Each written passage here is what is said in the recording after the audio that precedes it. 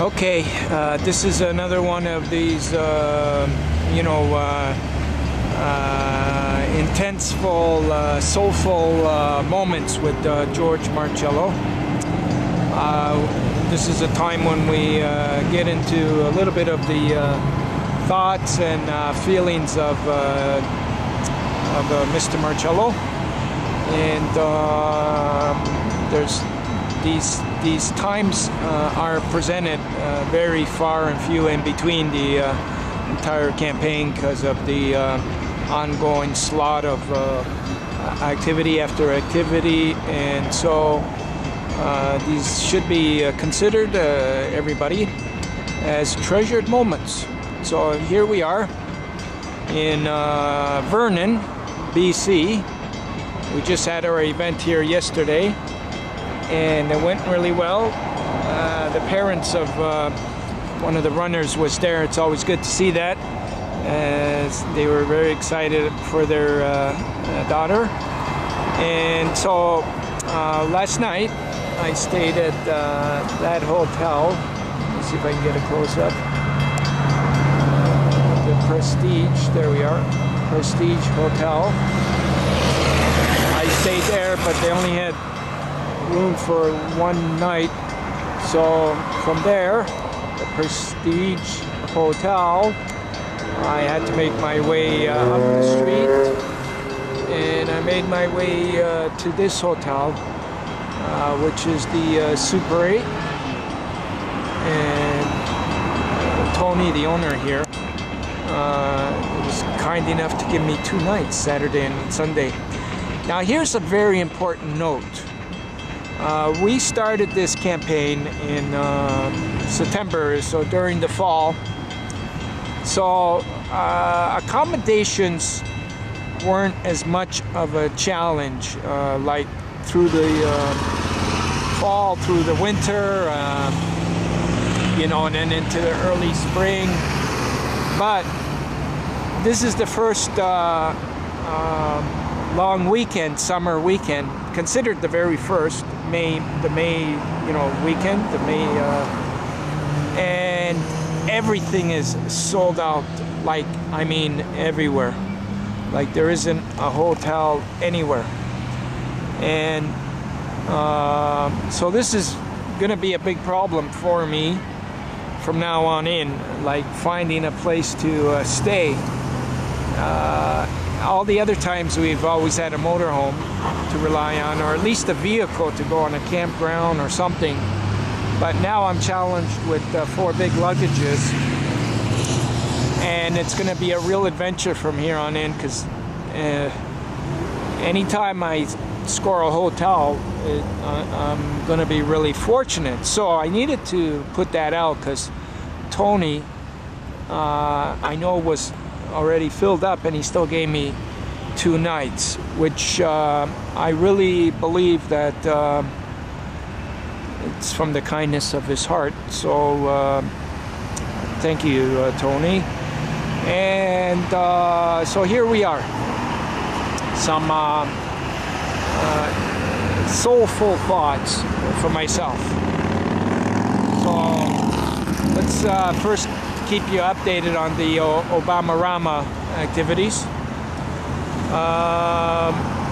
This morning I was watching CNN, and as usually, as soon as I get into a hotel, bang, I put on CNN, so I'm tuned in, and that's how it's been every day for years now. And so this morning, while I was watching CNN, there was once again breaking news. And this time it was Senator Kennedy that was being brought to the hospital. Looked like something very serious, and they were trying to get all the facts. So Senator Kennedy from Massachusetts was brought to the hospital, and he was. We didn't know how serious this was. He had a prior surgery on his heart. This was heart related, and so who knows? But anyways, an outpouring of calls came in from everybody, because Senator Ted, of course, is one of the, he's the remaining brother of the three Kennedys, and probably the last to hold the, you know, that Kennedy thing, and that thing that's made America seem more appealing to everybody because of this. So here we have the last one that everybody's holding their breath to see what was happening, and he actually I think maybe knew this was coming, because about a month ago is when he passed the baton to the baton, yeah, you know, like he passed the torch, so to speak, to Obama Rama, and that was very significant.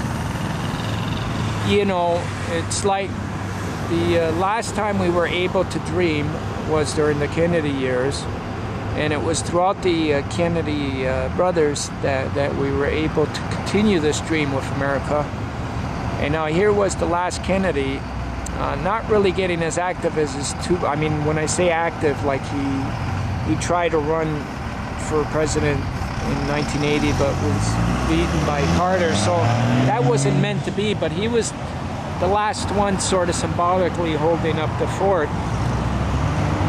And then he passes the torch to Obama, and that's big significance, because throughout these last 40-50 years, it's been hard to dream again in America, and to get somebody to bring us to that dream. And Senator Ted, knowing that he might be passing away, passed the torch to Obama. So this is a very, very important note, and something everybody should put into their minds and hearts. And so what's that got to do with me? I guess everything, because you know, I'm running on a prayer and a dream here too. Every day's an adventure. I got nothing but hope to depend on. I'm at the brink of losing the house. Also, I am trying to get this campaign finished properly, and as well as trying to get the next one started.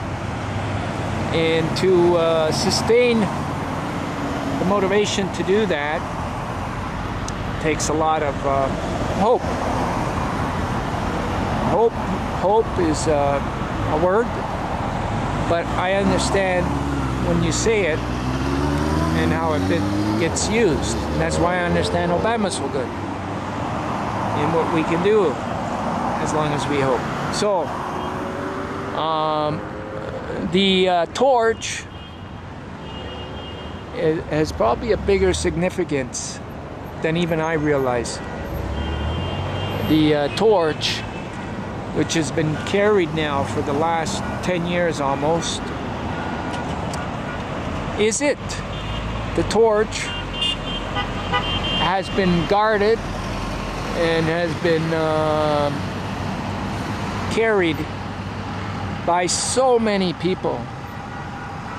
So it needs to be always stressed every time we bring this torch anywhere, and whoever holds it. There's a wedding going on here in Vernon, Italian style, I guess. Seems like it. So, anyways, the torch. I think the torch is all I have right now. I mean, when you come to think of it, the torch, although sometimes not really given its proper respect, but I think what's going to